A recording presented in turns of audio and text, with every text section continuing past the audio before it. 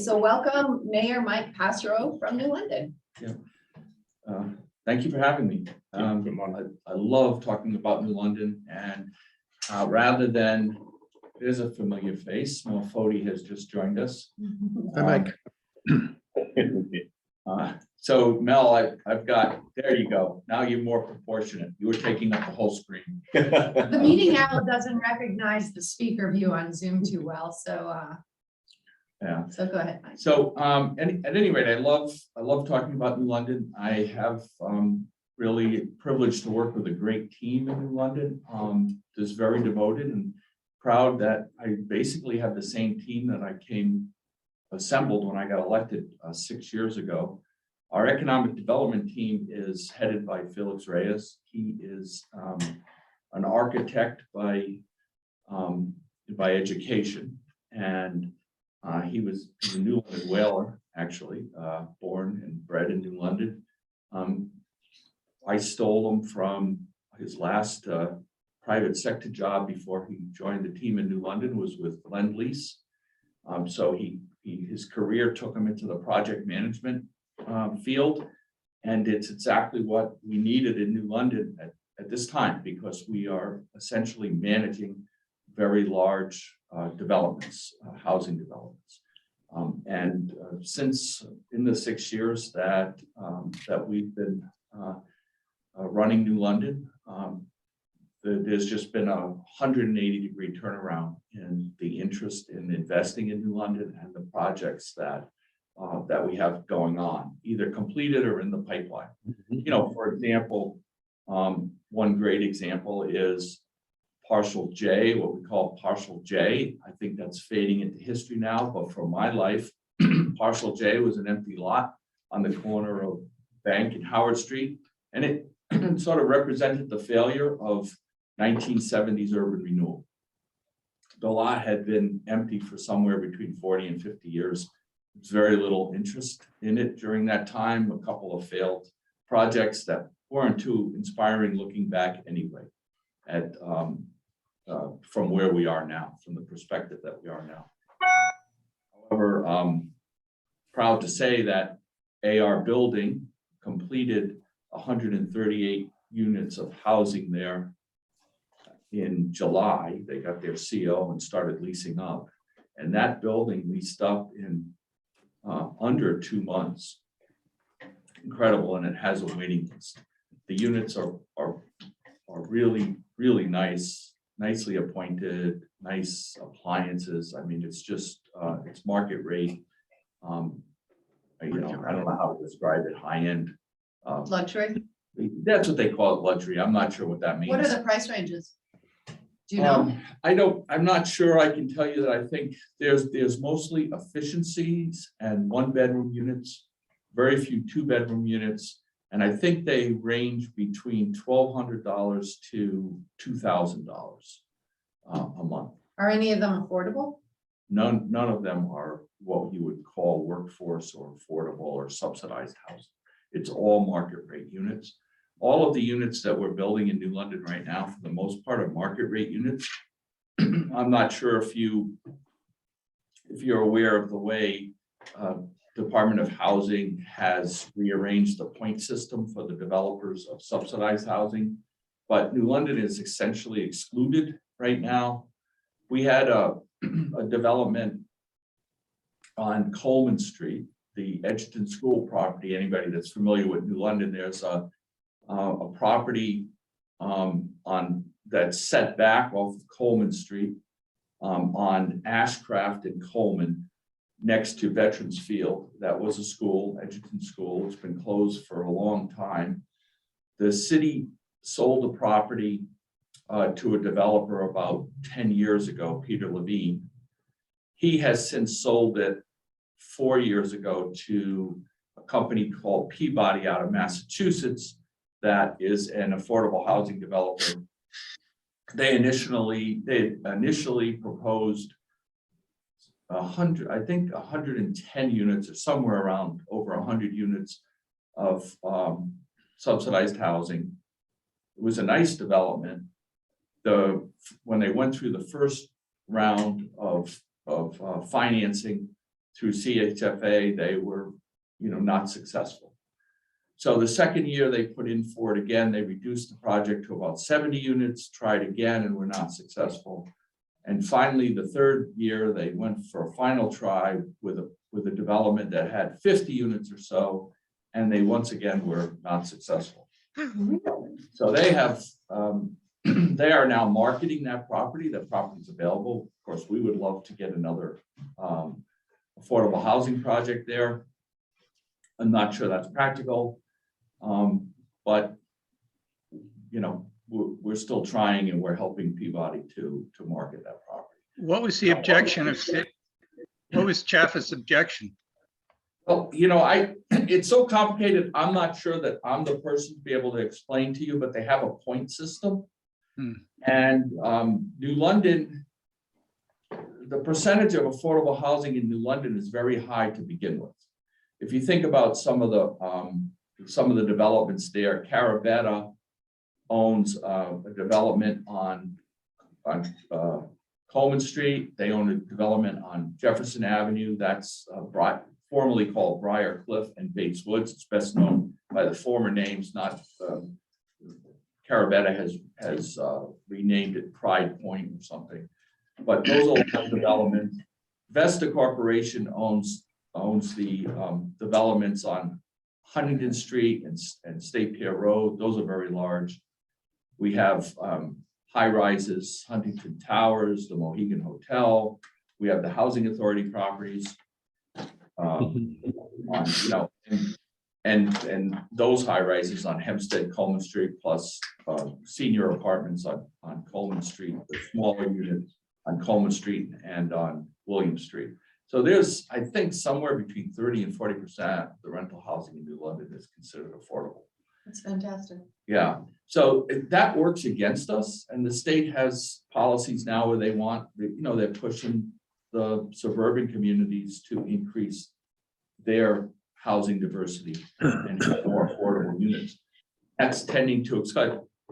Felix Reyes, the development, our director of development, was speaking with the governor about this yesterday, pressing back on him, because we would still like to have more affordable units in New London, and we think that the employment market needs the people living in the community and a lot of the jobs in order to keep below that 30% threshold of your income devoted towards your housing expenses. In New London, the jobs still, we don't have enough housing for the people that have jobs, lower end jobs or beginning their careers and those sort of things. So do you know that what's a waiting list, or how long how big, how large is a waiting list that they're waiting for the affordable housing? Right. I don't have the data with me to tell you what the need is right now. Just anecdotally, I can tell you that dealing with organizations like the Homeless Hospitality Center, which not only provides services to house people who aren't housed, they also provide, they're our principal agency that helps people find housing, and they continually have trouble in that area. We do have projects that we work with ECHO, we work with HOPE, we work with the Southeastern Connecticut Land Trust to rehabilitate existing housing stock, 2-family homes and single-family homes, and get those deed restricted so that they can remain affordable going forward. One of the pressures on the market in New London right now, with all of the market rate housing and all of the employment right now between the healthcare companies, Hartford Healthcare, Yale New Haven, the colleges, EB, Pfizer's, these are generally well-paying jobs, and so that's what's driving the market rate housing development in New London. I mean, I don't believe we could build housing fast enough right now to satisfy that need, and we're afraid that that those rents are gonna force up the other rents and force some of the people in the community to make it even harder for them to find housing that they can afford.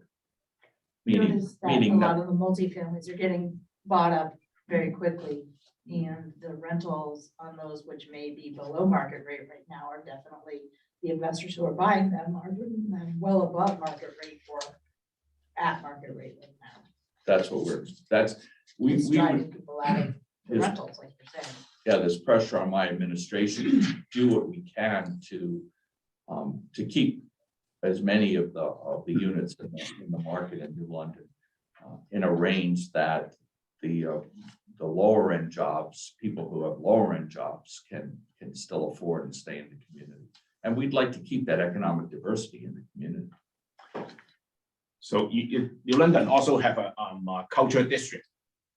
How's it go? Well, it's brand new. It's one Yeah. of the first cultural districts in the state. Yeah. They're very active. We have devoted $500,000 of our ARPA funding to support that cultural district. The way the ARPA funding works is you have 4 years to spend the appropriations that you make with that a community makes with the money.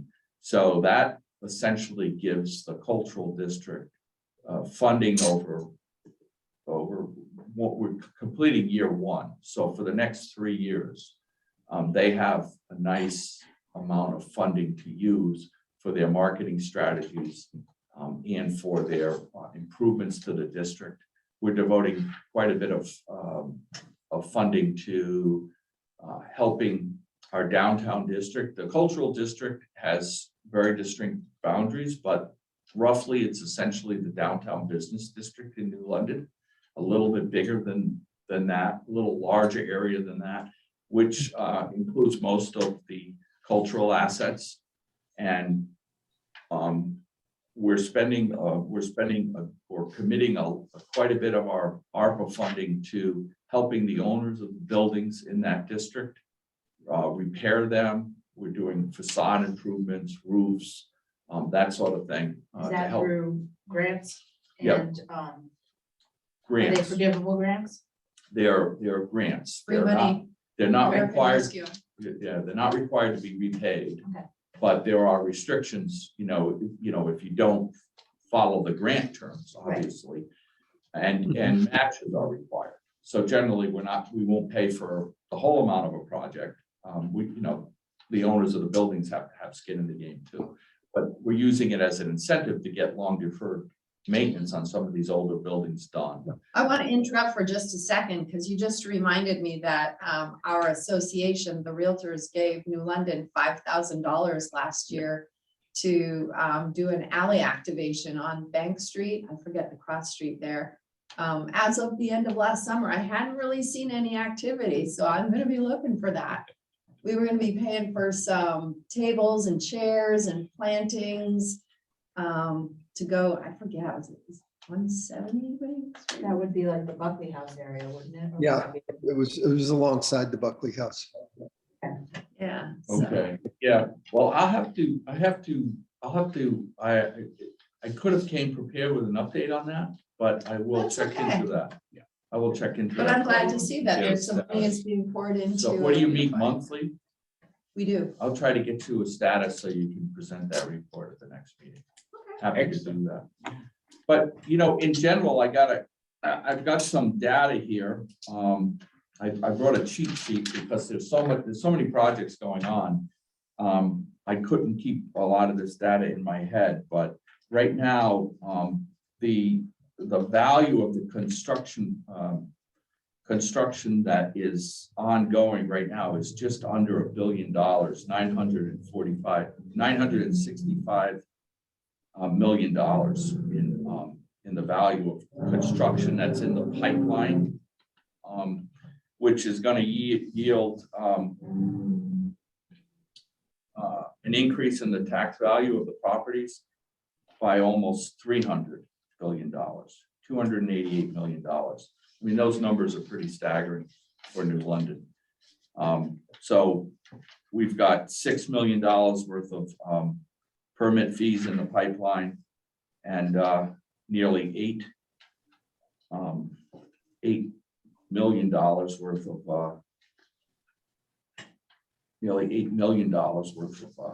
let me make sure I get those numbers straight. So I'm going to go back 965 million, so close to $1 billion worth of construction costs, $288 million. That's close to $289 million worth of taxable improvements. So that's $6 million worth of permit fees and close to $8 million worth of increased tax value, increasing the grant list. We're proud of those statistics. That's great. And That is amazing. a lot of the projects are also really exciting, like the Martin Center. If you're familiar with the Martin Center on Broad Street, it's part of the old Williams Memorial Institute, St. Bernard's. There's a school building. One of the buildings was turned into the courthouse, state courthouse. One of the buildings was, the city acquired it in the 70s, and they were going to use it as their community center. Essentially, it was a community center, but unfortunately, the city could never really afford the building. There was no sustainable plan on our tax base to be able to improve the building and turn the building into really something functional for the community. And it was just deteriorating year after year after year. By the time we sold it 2 or 3 years ago, you know, the cornices were falling off the buildings, the roof was leaking, it was a slate roof. And it wasn't providing really the quality of any kind of recreational amenity that the city deserved or needed. There was, you know, some angst about selling it because it's all we had. There was a basketball court in the basement of the building. The senior center was, an addition was made to it to put the senior center there. It had a big auditorium in the building, but the auditorium hadn't been used in decades because it had fallen into so much disrepair. We had a lot of city offices in there and classrooms that were used for you know, community organizations and community meetings. And it was the only space we had. But there was no prospect for ever being able to improve it. So we sold it to a developer, and I toured the building actually in the last week or so. It's being developed into 40-something units of senior housing, but market rate senior housing. So it's going to be age restricted to a certain extent. The developer's first goal is to attract, you know, residents over 50 or 60 years old.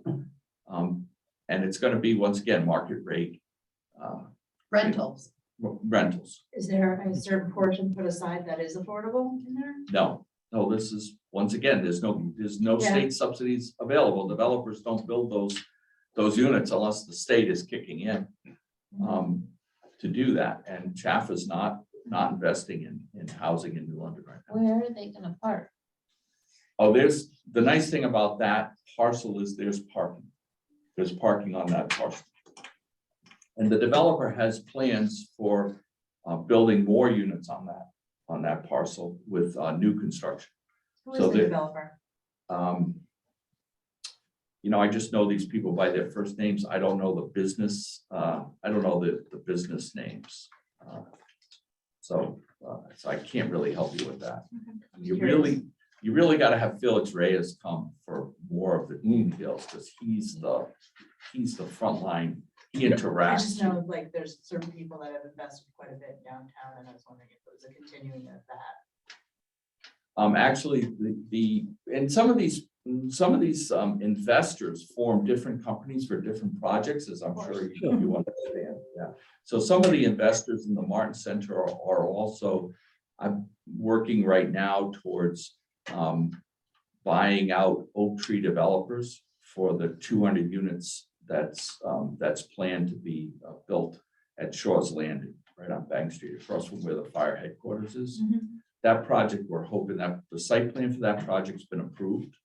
And Oak Tree is in the process of selling that to a partnership with some of the people that are doing the Martin Center. That's the condo complex across the street from the fire headquarters. Correct. Shorts Landing. The 200 units, that was supposed to be 3 buildings in 3 phases. In 2008, when the market crashed, that project came to a halt. In the meantime, the site plan expired. And the new plan is very similar to the previous plan. However, it's going to be apartments and not condos. But back to the Martin Center, this building is being historically saved. They're part of the financial stack includes historic tax credits from the state. And the outside of the building, if you want to go by there, has already been pretty much finished. You know, the roof, and it's really coming out. It's really coming out beautiful. If you have a website that I can bring any of this up, I'm glad to do it in real time here. You know what? It's called Develop New London. You might want to, look through that. And maybe you'll find some pictures of some of these developments. What is in New London Millway? Say that again? What's the mill rate in New London? 37, somewhere around 37.8. And we're going up.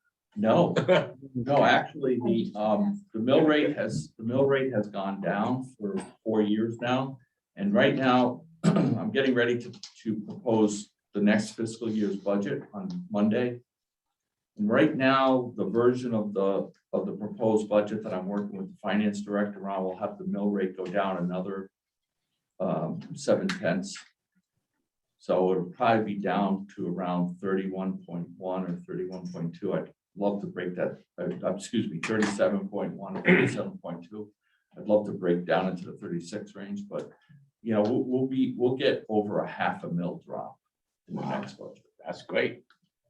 The grand list grew by 5.6%, which we're also very proud of. What grew by 5.6%? The grand grand list. list. Grand list, and we've averaged over 3% grand list growth over the last 3 years. Wow. The commercial portion of the grand list grew by close to 10%. Wow.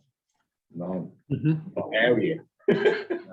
Well, yeah, I mean, if you look at the cranes, just driving over the bridge, the view of New London has cranes, yeah, so that brick building there, that one there, that's St. Mary Home, that's subsidized housing, supportive and subsidized housing, so the people that get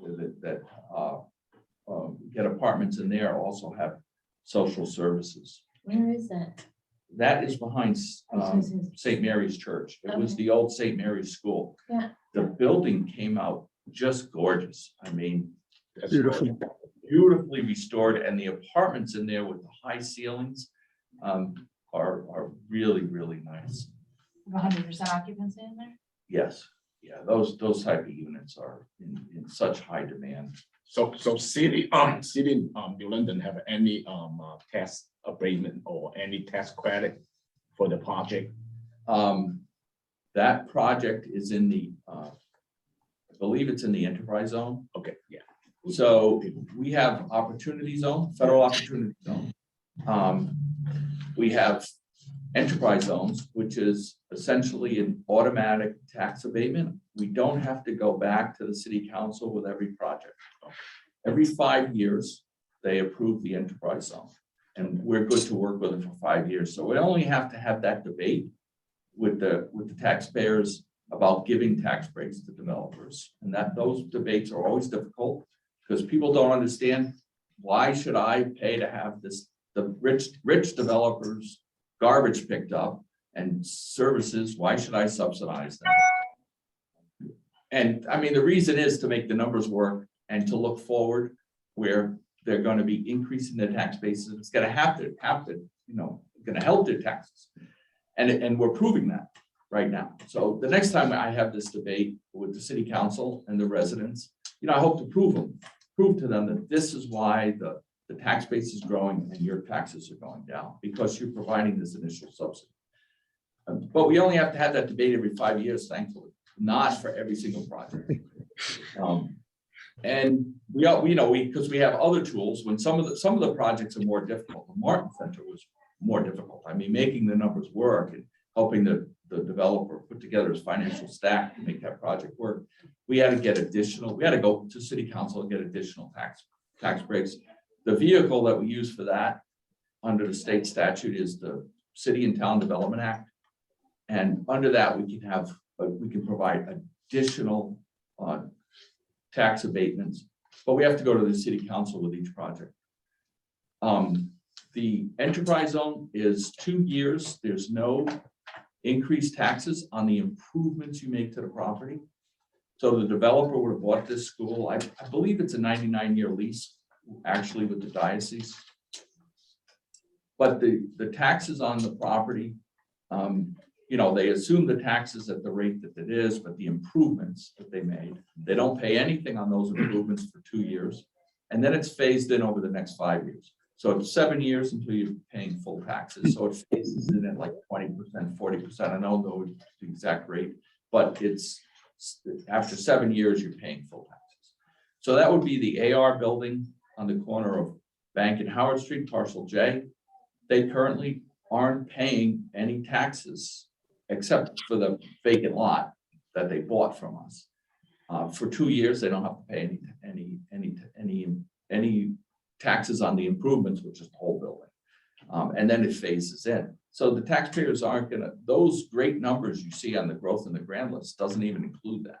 We're not getting anything for that. So we've got this pipeline of development is going to keep the pressure off of our taxes for years to come, the work that we're doing now.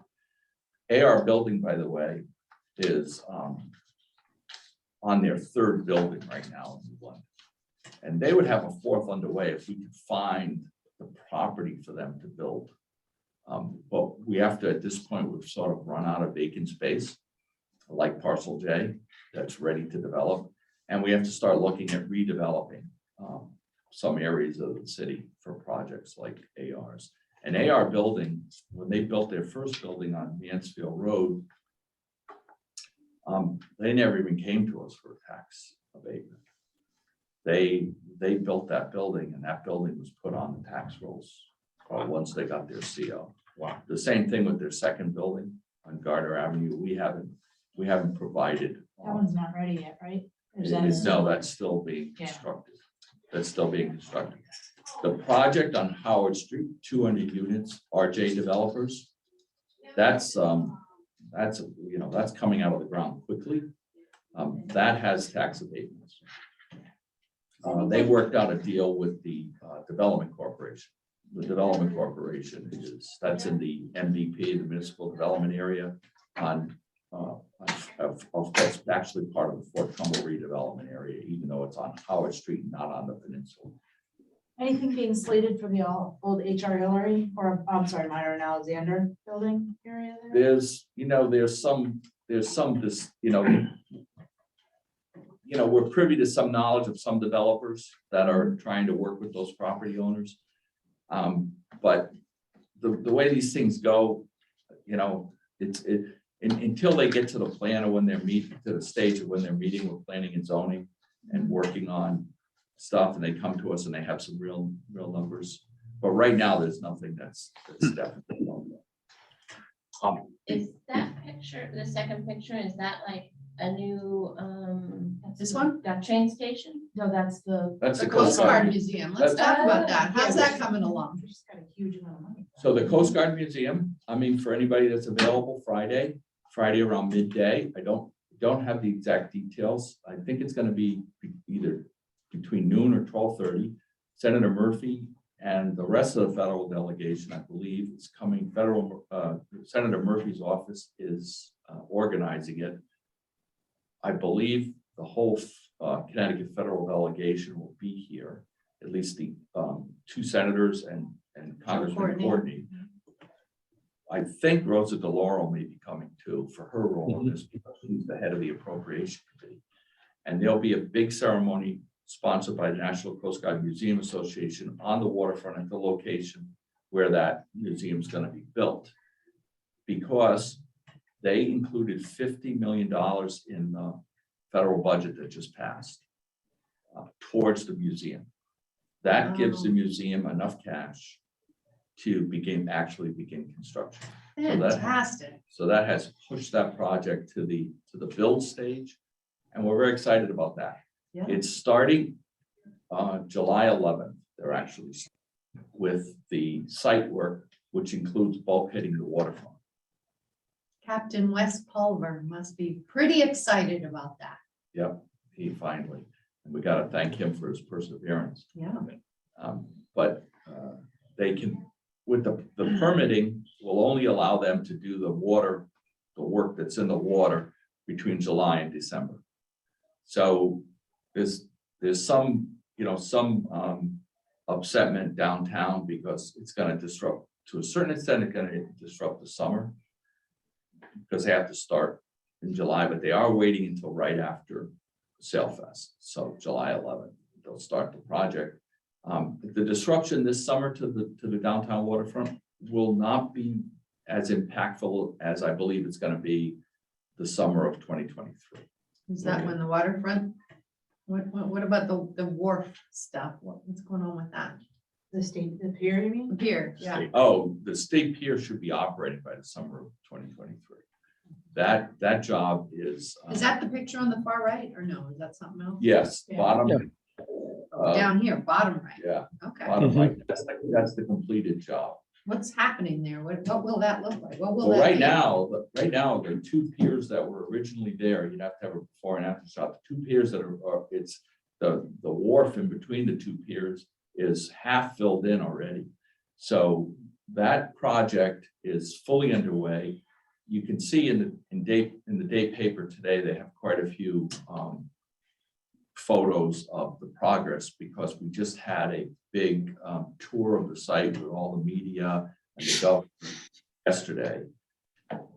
There's also if you go to the all of the local news stations, TV news stations, they have videos of the project on up today because that project is just going full steam ahead. Wow. We're going to have the first wind assembly port on the East Coast ready to go next summer. And the other ports that are being built out to service the wind industry are still years behind us. This project is going to be actually there's three. Ørsted and Eversource have 3 offshore wind projects that they're committed to start building. The South Fork one for New York is the first one that's going to go, and that's going to be starting next summer. So this facility has to be ready. We're also going to be hosting this huge ship. It's How big? 500 foot long. Okay. That's going to be used to install these wind turbines that are assembled here in New London and then brought out to the lease fields off of Martha's Vineyard in this huge ship that's being constructed down in Louisiana or something. That ship won't be done by next summer, but by the summer of 2024, that'll be done. We're also, by the way, we're sort of expecting that this is going to become a bit of a tourist attraction too. Yeah. Because these turbines, once constructed, are so massive in size, and the ship is so massive in size. When they get to the stage of actually the ship loading the turbines and then leaving to bring them out, we think that's going to actually attract a lot of. Can I ask you a question about the pier? Is any of that going to be for tourist, retail, any of that, or is that all No, that's- construction stuff? and That's just, Ships. you won't even be able to get to that because Okay. there'll be all sorts of Okay. port security. Got And it. it's in that commercial zone, which, by the way, if you notice, one of the other great achievements in the last few years is relocating the families that were housed at the Thames River Apartments. Right in the middle of this commercial port area is where in the 1960s, the federal government thought it'd be a good idea to house poor people. in these This is not the streets. eminent domain area, is this? No, that's. No. Okay, This is right under the bridge. 2 of the 3 towers have already been demolished, and the 3rd tower they'll be starting probably this week or next week. And by, by May, there will be those 3 Thames River apartment towers, the Crystal Avenue projects, as it was referred to, will be history. So the skyline in New London is really changing. But That was a pretty big deal, though, the Crystal Ave demolition. That was a pretty big story. it is a big story. But you also say you have 30% affordable housing, so is it safe to say those people found somewhere to live nearby? Oh, absolutely. We worked very, very hard. There was 130 something families.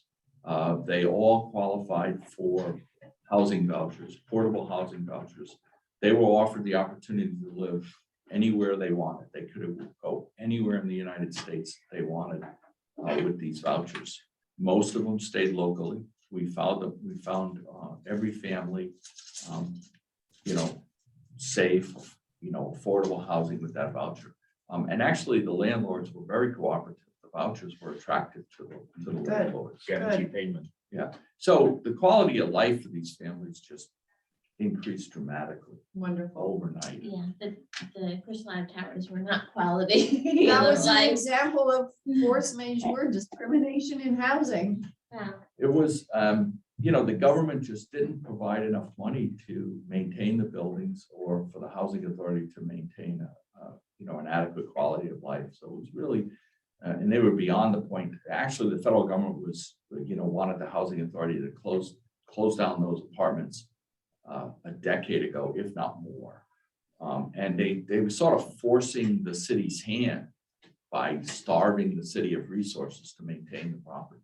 I think we keep going. We probably need 2 more hours, for the Oh, I meeting. know. How many of So- you want to buy rental property as an investment in New London right now? Good luck finding it. Good luck with you finding. Jeez. So, I mean, they're all. By the way, the Thames River apartment property has been reverted back to what it is, where it is in the city, commercial industrial.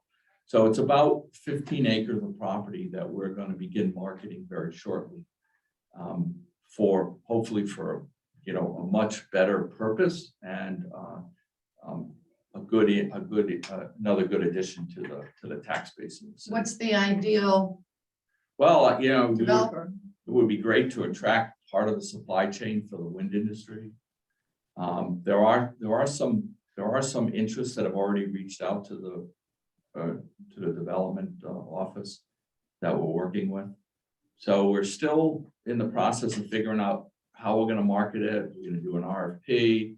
We're going to hire a commercial marketing firm, or are we going to turn it over to the development corporation to market?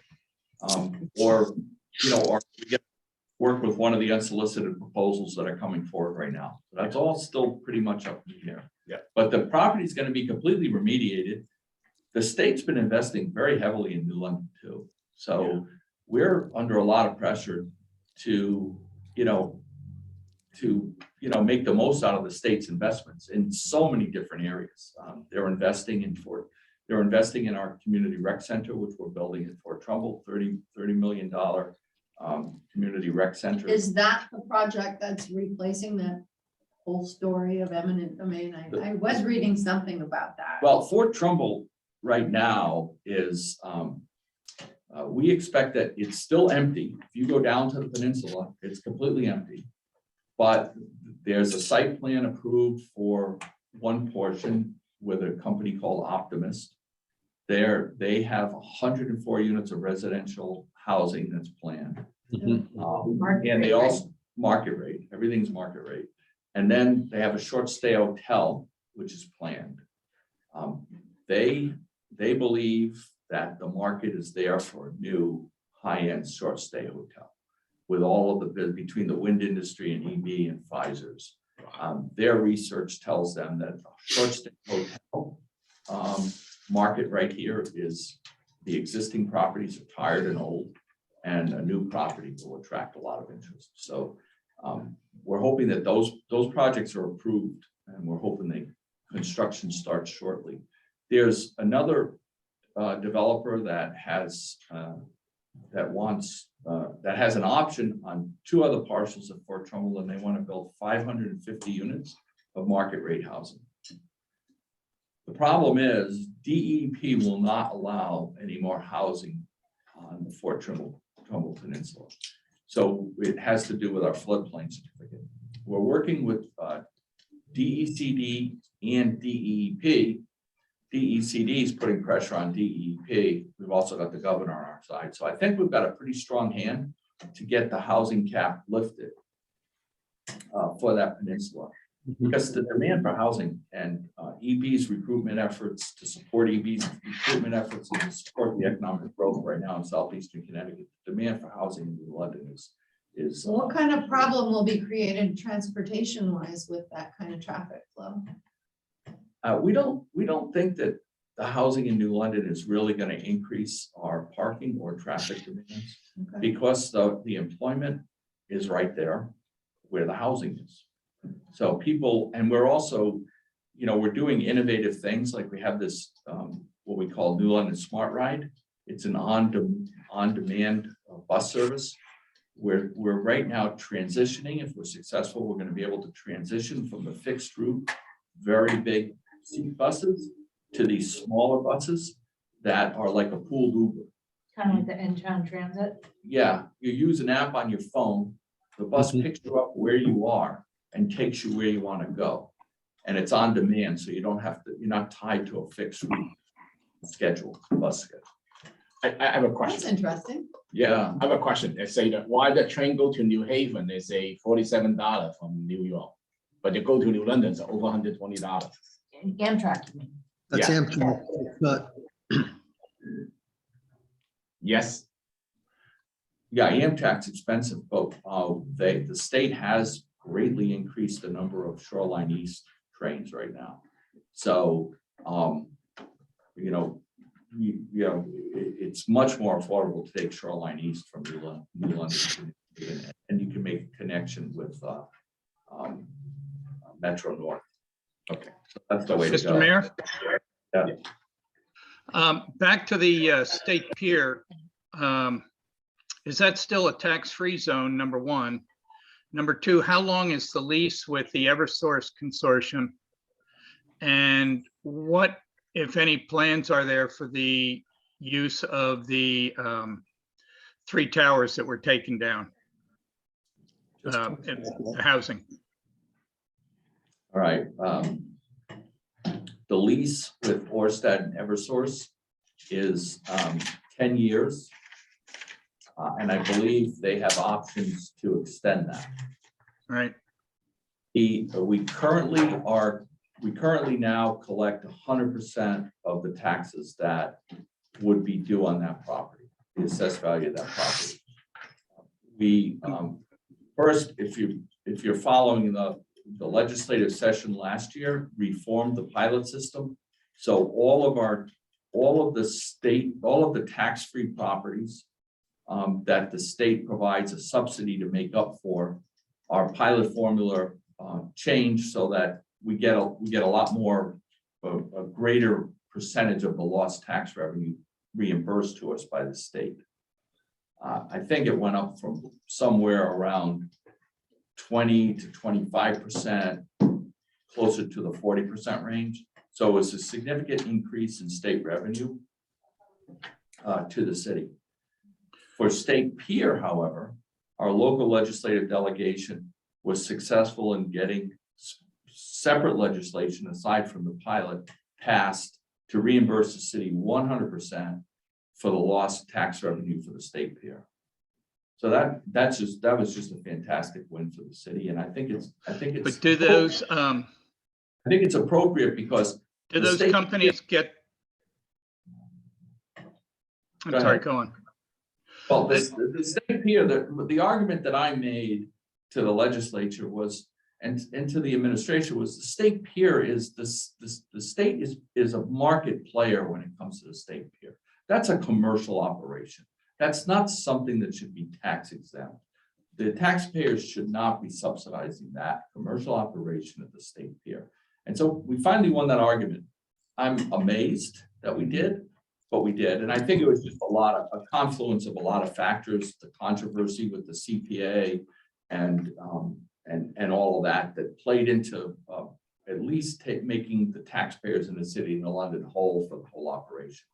But on top of that, I had, anticipating that we would never get the tax revenue from the state for that property, we negotiated community host agreements with the major players. The Connecticut Port Authority, we have a community host agreement with, they pay us so much money per year. It's pretty insignificant compared to tax numbers, but they do give us a community host payment. Gateway Terminals, the operator of the facility, pays us a community host payment every year.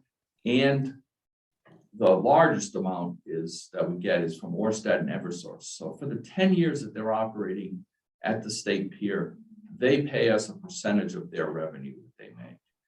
All told, the city gets another $1 million round figure a year for that, while that wind operation is going on at the state pier. So on the whole state pier facility, the city is making out very Win-win. well on that. Do you think all those There was projects are there was a gonna, third part of that question. Yes. the 3 buildings? The that 3 you've done? buildings, that's what I was discussing, the 3 buildings. We're going to be marketing that property. We're going to be selling that property to a commercial developer. But we'll be vetting the proposal for the development there. We want the development to be the highest and best use for that property. We believe it's very valuable right there, right off the highway, adjacent to the port facility in a commercial zone. We're hoping that we can find a developer a commercial development that will maximize the tax revenue to the city for that property. Is Thank there a price on that, or is it going to be just a request for? We do not have a price. We have a consultant that we work with, Goldman and York. I don't know, some of you may be familiar with Goldman and York, but we have them like on retainer with the city to help us with some of these decisions. And we're gonna have them working up a value for that property for us. Okay. Go ahead. Susie, can you introduce all our members, say from there, so introduce everybody and then have any question, because we pretty much running out of time for our meeting. Yes, And I then just you have say- a quick question before we do that, though. Mike, is all this booming development Yeah. and the fact that Orsted is here and international, my question is kind of like, is this attracting, or are you seeking more international development investors? Yeah, yes, we are. I mean, New London, the administration gets by with, we don't have a lot of people, okay, a lot of employees. Like the development office has, 2 or 3 people. We have a community development wing. We don't have a lot of staff, so we depend on other organizations to help us with that. Sector right now is the organization that has the grants to attract the supply chain, the international supply chain for the wind industry. And really, New London's only going to be able to fit a portion of this. So the wind industry is an opportunity for all of Southeastern Connecticut, which is sector's role right now is to, and working with EDA, they're going to be attracting that supply chain, if that answers the question you want. So Yeah. we're depending on sector. Felix Reyes is a member of the sector board, and that's the resource that we're going to depend on to attract this wind industry supply.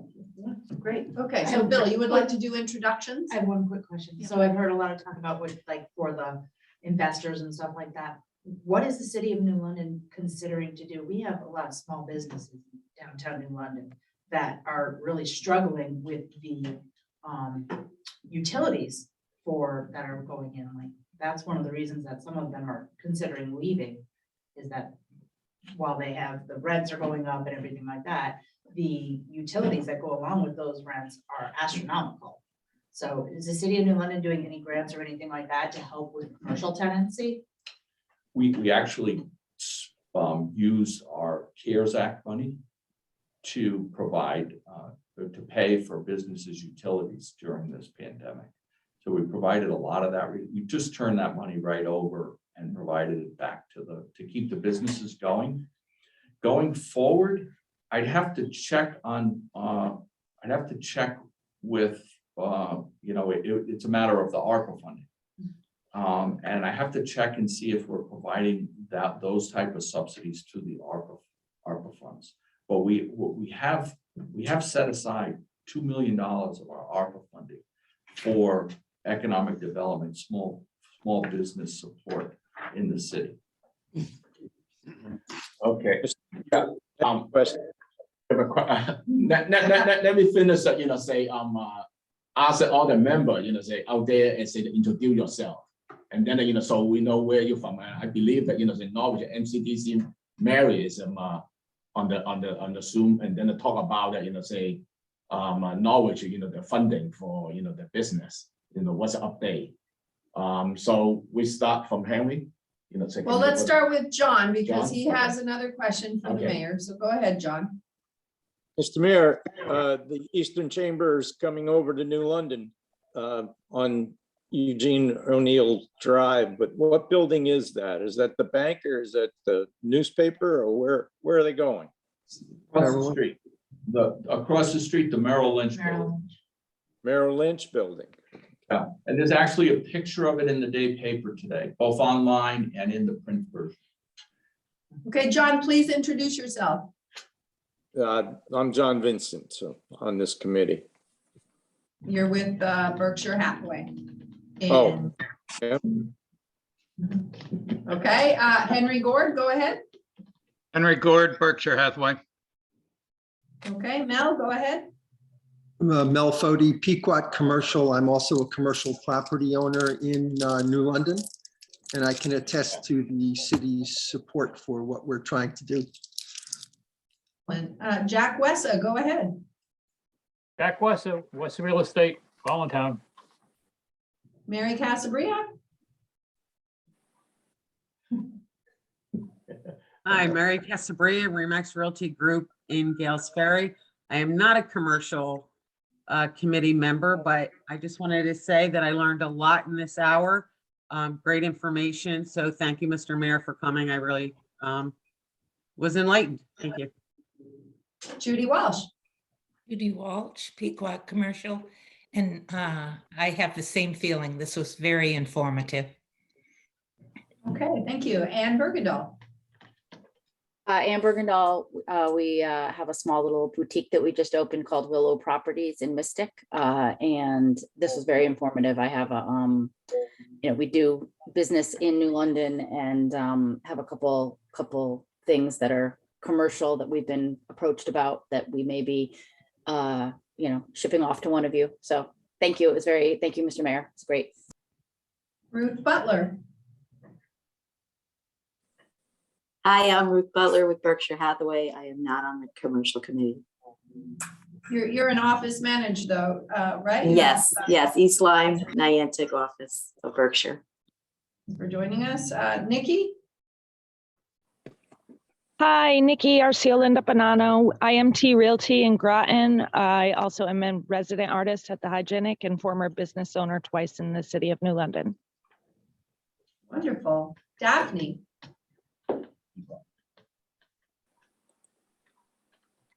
Let's swing back around. Harriet, are you there? I'm here. Go ahead, Harriet. Hi, Harriet Cohen. I'm with Berkshire Hathaway Niantic office. I am a commercial agent, but not on the committee. Would love to be one. Sure. Well, You consider are yourself. now. Sorry, I couldn't be there today. I have another meeting to go on to right after this one. Very good. Amy? Yeah, hi, I'm Amy Swan from Berkshire Hathaway in Mystic, Connecticut, and I'm not on the commercial committee, but I'm happy to listen to this informative meeting. Thank you. Thank you. Daphne, were you able to connect on, or are you there? Guess not. Okay, Bill? Take it away. Oh, I'm sorry, and we have some people here with us today. Go ahead. Kathy Gagnon. Kathy Gagnon, and I'm with Remax Legends in Waterford. And also is a vice chair for this committee. Yes, I'm the vice chair. Stephanie DiBiase, I'm with Berkshire Hathaway in East Lyme, but I have a vested interest in New London as just being the next town over and having had family members on properties down there throughout the years. So, Very good. Norm Peck, Pequot Commercial. We have a well-represented from Pequot Commercial. Surprised John's not on. And the we call. met you, right? Very good. Okay, And Bill? I'm Bill Chance. I'm the chair, and also I'm with EXP. I'm the only one EXP.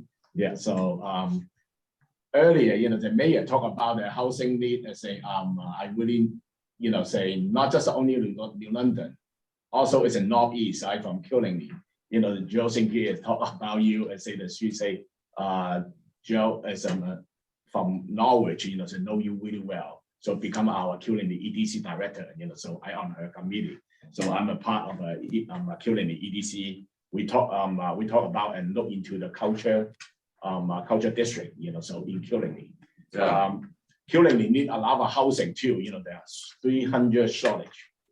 So they from a lot of buyer is from say Massachusetts and also is a Rhode Island.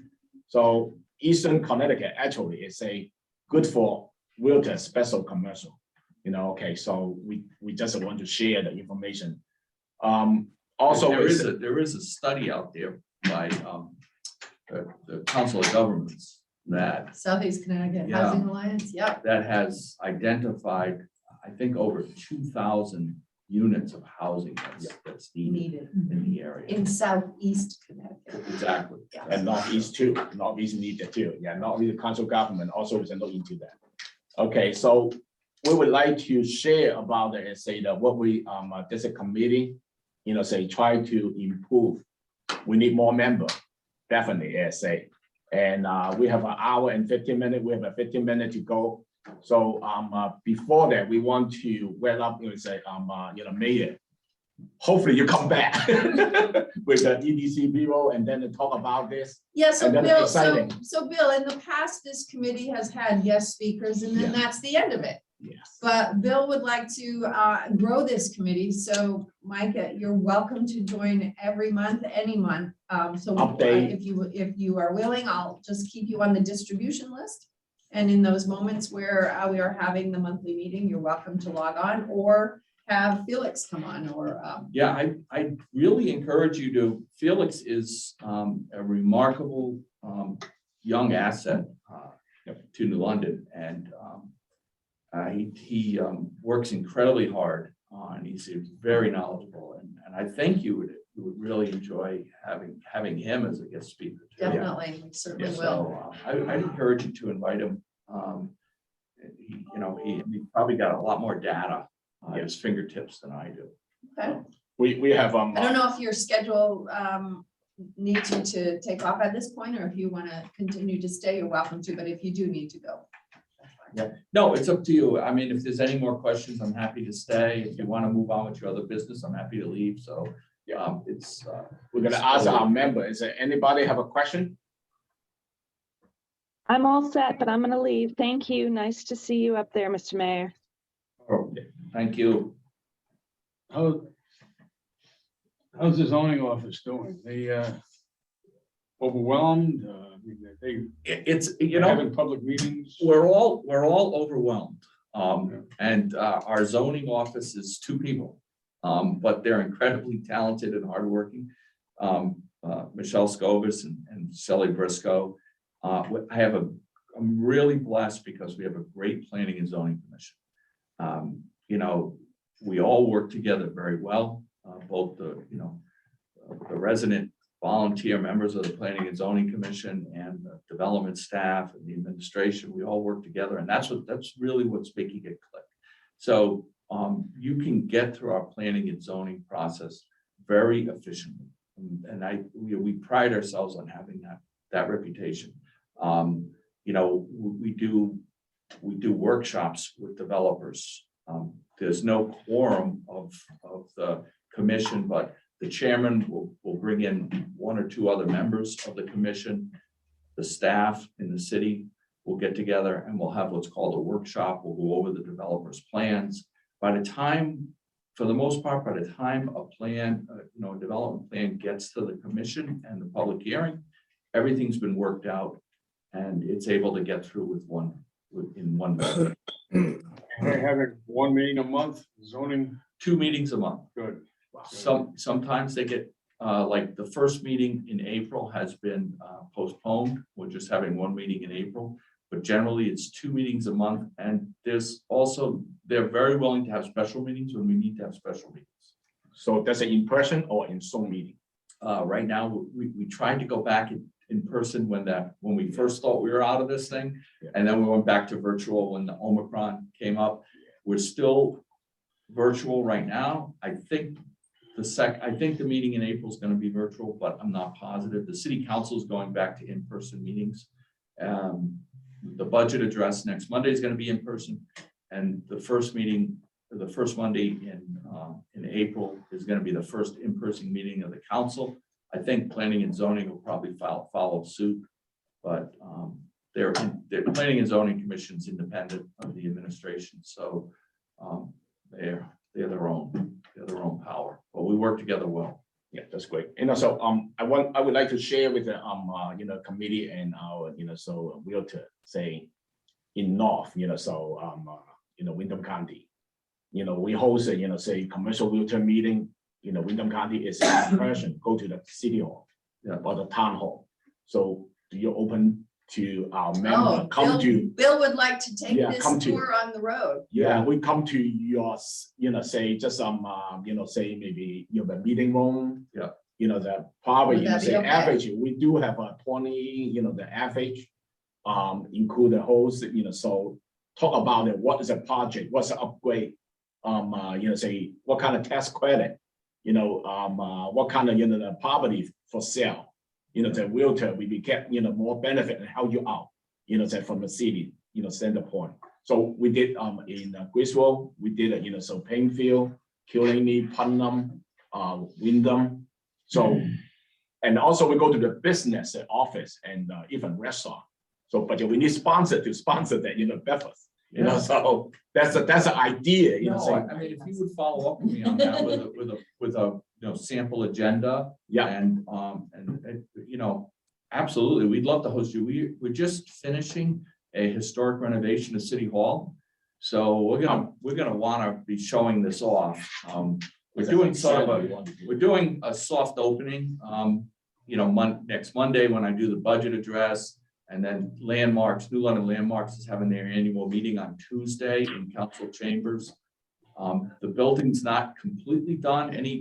This was a massive restoration project. And I'm very proud because we did a RFP for it. And it was coming back around $8 million, the proposals to do this. And we have managed to do this now for $3 million. Wow. But there was a lot of pain involved in getting that done like that. Success story. Were you up there? Right. What was the staff doing the work? The initial bids were really inflated because, the contractors didn't know what they were going to run into. I mean, we had to completely replace the heating system in this building because the steam heat had failed and the pipes were in all the walls, all the interior walls, every wall in this building is solid masonry. And I mean like, a foot or 18 inches thick, solid masonry walls. And the pipes were all buried in the walls. So, the prices were just so inflated because they didn't know what they were going to run into. So we did the job, in phases, piece by piece, and that's how we saved a lot of money.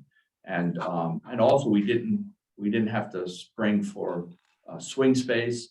We spent the winter before this one with no heat in the building, things like that, and kept working out of the building. I mean, one of the things is, as we started the project, the pandemic hit and everybody went home anyway, so except for the few of us that had to still come into the office, it's worked out all right. But now we want to show off the building, so we're happy to host it. So Susie, can you follow up with that? Get with Rochelle on that. Yeah, exactly. She's fantastic. Maybe we line up and say, May, June, and then, say, we break on July and August and September, come back. September, maybe, or line up so we Will can do. road Yes, trip. yes. And then we I feel it's invite all the distinct members, resident. open to, all the members showing, so Yep. that's excellent to show, so. Will I love do. to see, say local, say what is going on, we learn from. And Yeah. then, in exchange, say.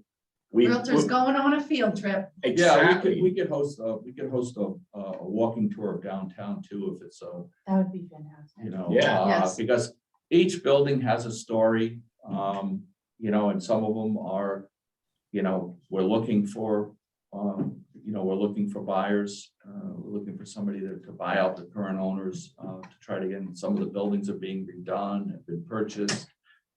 And so there's stories to tell with each of these. Look at the picture, all wheelchair here. Yeah. Lighthouse Inn is getting closer to opening. The Lighthouse Inn, yes, yes, it's, I saw a sign or something that they were hiring now, so. Yeah. That's they've done a They're bunch, starting to take event yeah, the new event- owners have done a fantastic job. It looks They're beautiful. not in when any you drive rush, and That's Yeah. excellent. So we gotta wet it up, and then before we go, we do have update, some information about the, say, commercial wheelchair of the year. So I'm gonna leave you to take care of the rest of your business and. Okay. we just few more That was minutes, very we'll be done. refreshing, Mike, very Yeah. refreshing. Thank you so much. Thank Yeah, you. I feel like I only scratched the surface of everything that's going on right now in New London, It but sounds like you should have been hired about 25 years ago in New London. Yeah. Very, no, very thank you for refreshing. that, I appreciate Yeah. that. Yeah. All right, All we'll right. see you again. Thank you. Nice. Thank you. Thank you. That's all I got. Oh, okay, great. Thanks. Thank you for coming. Yeah. So, I have a quick question. Can municipalities be affiliates? New London is an affiliate. we talk about the commercial committee, try to pay attention to what is a commercial agent doing out there. How is commercial committee support, say what we can do, and ECOT, you pay the same fee, and then so you don't come to attend a meeting, you don't know what's going on, you do your own. How we can support the brokerage. So maybe not say a lot, but at least say we learn from the step by step. What is a commercial committee can do something. When we did Melissa's grand opening. Yes, Bill and I Yeah. went to Melissa Giangrasso's opening up in Plainfield. Plainfield And a day or two ago, and Yeah. we stopped by 3 On other Tuesday. offices yeah. and the Northeast Chamber. Yeah. Yeah, so, just, stop by to introduce ourselves and then, go to a couple, the 3 office. So we would like to do that in, Southeast. And then, make our say that what we can do. We can do everything now. I don't have the time, and then just like everybody, that we sometimes busy, and then, say try to do our best. So we set up as this year, that's a 3rd meeting of this year. So we'd like to need your input, say how we can do better, what we can do a little bit better, just a step by step. Northeast, I hosted with Caroline from Lyman. We hosted for 3 years. So we build up around, the steady flow from the ton of official, the support. Once because I'm nosy, I go out the community. I food business for 30 some years, so I know really well in Northeast. So I would like to invite, town official come in. I'm the part of the, Killing EDC. I know the Putnam really well, Plainfield really well. So that's why, that we're banding together.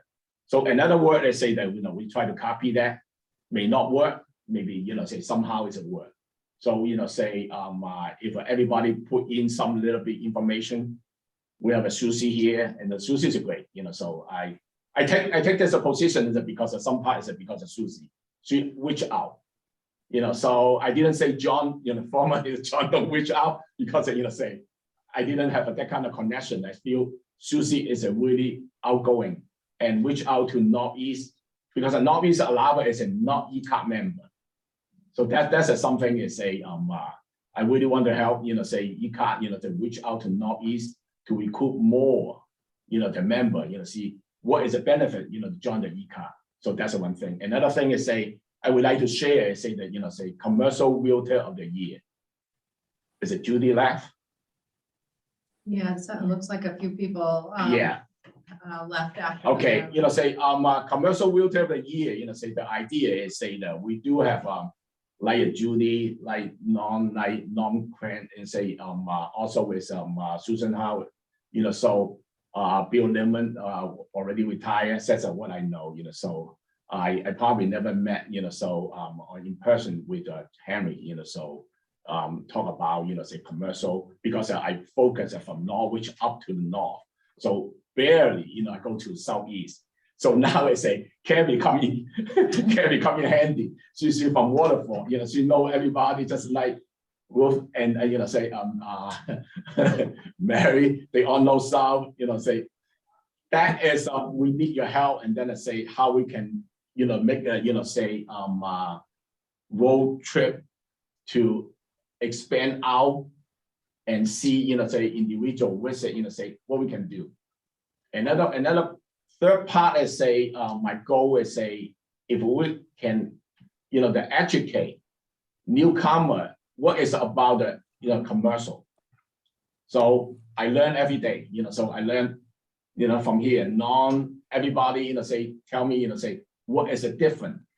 Even, lady, I have a pretty much it's all commercial leasing. I have a couple under contract, so, but, say, until I cash a check. So that's mean we close a deal, not like a residential, that pretty much, we go to see the check, right?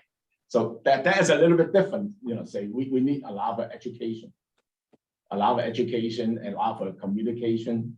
And hopefully, say, see more, like today, so that's a, much improved. Before we do have, 5, 6, 7 people, most likely, so today, so we have a thank you all. That's a really Well, thank you. and thanks to you, Bill. Thanks to Bill, the Board of Directors has approved $1,000 for use by the commercial committee. We have added a commercial realtor of the year, and I'm getting ready to send out, it's like open season, open award season. You're gonna get an e-car update fairly soon to get your nominations in for realtor, affiliate rookie, young professional, and now commercial realtor of the year. And the different thing with the commercial, there's a selection committee for all of the awards except commercial. This particular group, the CRE committee, will be deciding who gets that award, and the criteria is loosely defined for this award, unlike the other ones. So your participation on this committee will help. Well, you guys will be the judges, the deciders of who should be recognized. And the purpose of having this is to have a more public profile within our membership of commercial real estate. So Bill has a lot of great. What is the percentage of commercial realtors to residential realtors? Do we have that breakdown? I don't know for sure. If I had to guess, I'd probably say about It's pretty low. 5. Yeah, I was just gonna say, I know it's pretty low.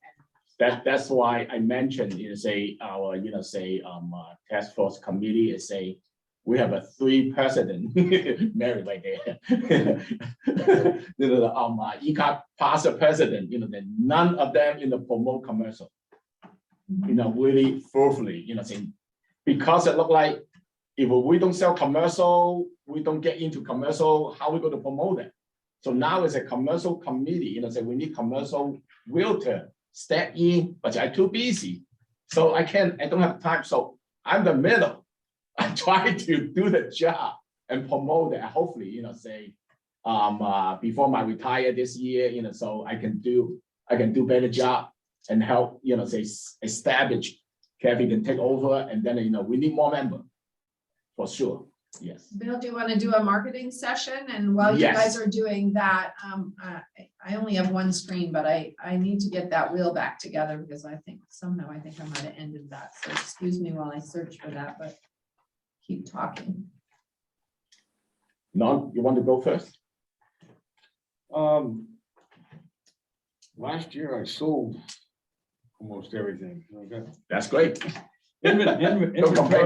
Inventory is down, but one thing I've been having a hard time with is some space at the Lighthouse Square in Groton. It's anchored by, it's the Lighthouse Square. anchored by Walgreens. We have 4,900 square feet. We can divide it in half. For the full 4,900, it's $8 a square foot triple net. 2,500, $9 triple net. Very competitive.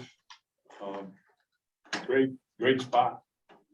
If you have any retailers, there was an Anytime Fitness in there most recently. That's about it. I have a need for a property. It doesn't matter condition. It could, need improvements for a construction type company. And Price range, I'm sorry. price range. It would depend on the condition and the location. Ideally, they would like to have easy access to the highway 95. The ability to store any equipment on site. Yeah. Have you looked, have they looked over at there's a nice property over off of Colton. Off of where? Colton in East Lyme. How about the Camaro sign shop that Ken Bondi had listed right up the road? Up this way? Yeah, in Norwich No, Town. I'm talking 95. 95. Yeah, so that's a Colton Road one would be, is right off 95 and with the ability to park behind it. So Yeah. you don't have a, how big, how large is it? It would vary. I mean, 'cause they can do renovations, so, and they're very flexible as far as that goes. It's Okay, always out of the corner of my eye on the way to the tennis center. any? God, Okay. I'm here to learn. Okay, we start from the, say from the screen. Okay, go ahead, Henry. Do you have any wants or needs? You're muted.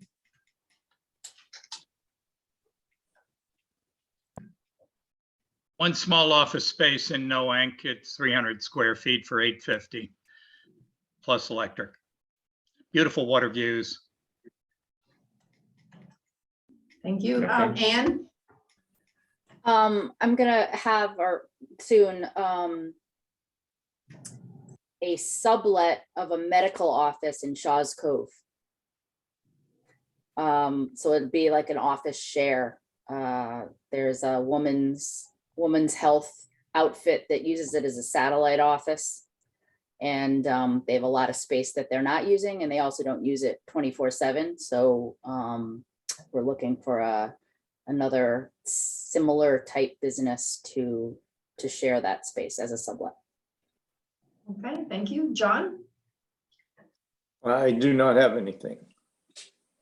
Thank you. Jack? Not at this time. Ruth? Harriet has something. Harriet? Okay, go ahead, Harriet. Neil? Sorry, I had to find myself to unmute myself. Thank you, Ruth, for volunteering me.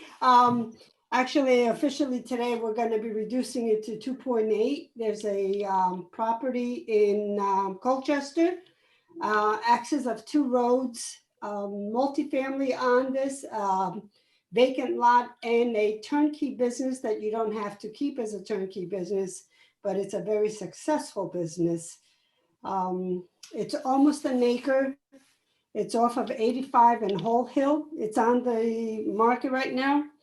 So it's a great developing for a strip mall and apartment complex. So there is a lot of opportunity there. That's it for now. Thank you. Mary, did you have anything? No. Okay. Okay, my turn. Bill? I have the property in say 139 Norwich Avenue. There's a 12-acre with a multi-unit as an income proof and driving range on the site, and that's asking for 1.6. So the possibility is a owner finance. So and everybody have any buyer. I have a couple look at that right now but as I say, if I don't correct the chat on the table, so it doesn't mean anything, right? So that's a one. Another one that's say in, say Griswold, they care.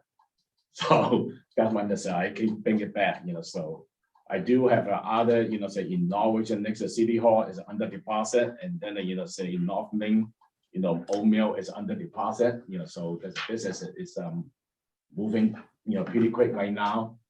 My building, 458 East Main Street, so I'm ready for sale, so anybody, say have a buyer, please let me know. So I try to. I have one. You have one? Okay, sorry. Yeah, and I'm just gonna say that the tenant in the new building that E-Car bought is looking to move. And they are looking they don't need a lot of space, but they do need a loading dock and an overhead door and a few offices and a training room. So they'd probably get by with about 2,500 square feet or less with that loading dock and warehouse space. And as soon as they find something, we can begin our plans to move. All right, there it is. Okay, and anybody have any need or want, you have some looking for? Still have a solar panel? Okay. Go ahead. I have a need for a restaurant that doesn't have to be in active right now. I really just need the building with restaurant equipment in it, because we're not trying to buy a building that's already in existence or a business. It's a total different business that we want to put in. We're kind of open from Marlborough South, not Norwich though, and not north of Norwich. So more. They don't want to compete with a family's business, which is in close by Norwich, so they want to stay away from there. So, Mystic, Groton, anywhere. Unfortunately, they don't want to go into New London. So if anybody has anything, please let me know.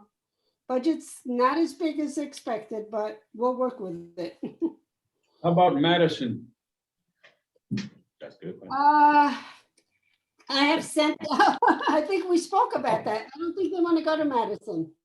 Yeah, I don't know why, but they just don't want to go that route. I did talk to them about that one. Okay. So definitely no Norwich. No Norwich, No, Norwich. Okay. unfortunately not. I know there's quite a few in Norwich, but they don't want to stay there. Okay. Anybody?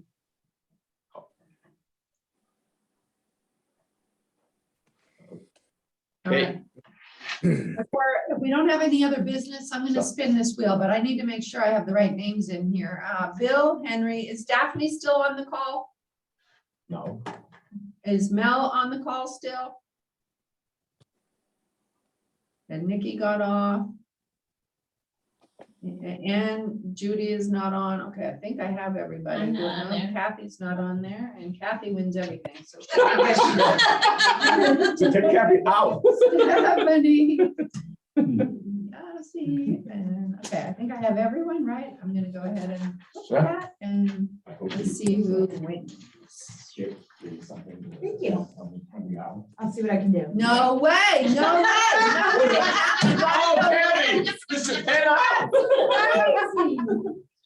Kathy Gagnon wins the bottle of wine. All right, Oh, I'll be over it's Kathy again. we're gonna close the meeting out, Bill, right? Thank you all. Yeah, thank you. Stay tuned for next month. Thank you so much for joining us today. All right.